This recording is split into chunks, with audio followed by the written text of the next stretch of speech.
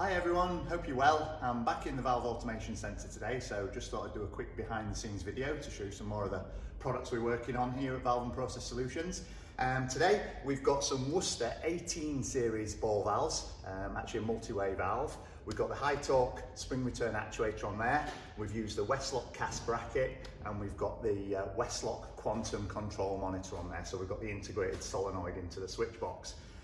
One of the big challenges that a lot of company faces, especially on production plants, is actually moving product around the plant. So whether it's the product that they're making or it's the services, the gases, the liquids, the steam, etc. And what a lot of companies do is they put a lot of valves in, a lot of T-pieces to open and close and get the product going where they want in the factory. A great way to do that is actually to reduce some of that pipe work, reduce the number of some of those valves, is to use a multi-way valve. And the Worcester 18 series is a fantastic version of that.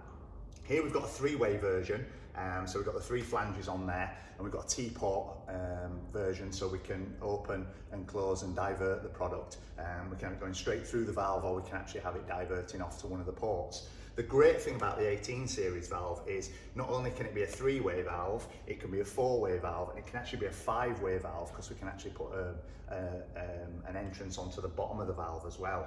So it really is a great problem solver on site when you're wanting to put a lot of pipe work together and get product diverted from one place to another. So just thought I'd show you that product. It's something a little bit different. We don't see a lot of them. These are 3-inch versions going through the factory, and these are going down to a cosmetics manufacturer. So we've got the 3 here, we've got 2 more to do. We've piped everything up, so we've got the quantum piped up to the actuator.